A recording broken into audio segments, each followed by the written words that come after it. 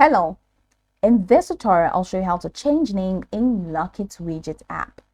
Now, for you to change the name is quite an easy process. The first thing Locket to do is to launch your Locket Widget application, which of course I have done right here. Now, the next thing is, where exactly can you find Locket Widget?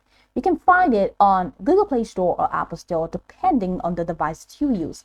Launch any of the applications and locate the search bar. In the search bar, type Locket Widget and follow through with the on-screen instructions to install and download.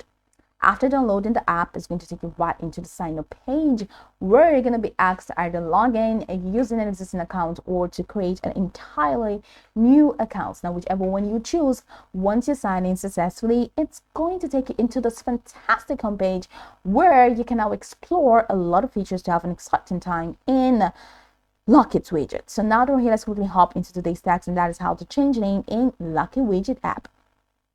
So from here, head over to the top left corner of your screen and you're going to find your profile icon in there. So go ahead and click on your profile icon in here. So it takes you to this window where you have widget setup, you have general, you have about, you have danger zone.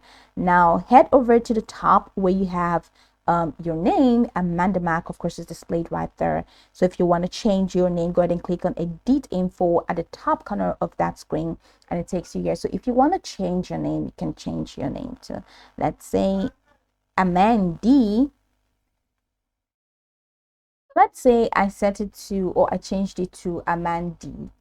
All right, so I have the Amanda here and have Mac here. So for me to save it, I'm just gonna have to click on the save button that is here and it says changes saved. So my name has just been successfully changed to Amanda Mac. So that's pretty much how you can change your name in the Locket Widget application. Now, you can follow through the step-by-step processes, go over them again to get acquainted with the steps. And of course, once you're done, you will be good to go. I hope this tutorial marvelously helped you search.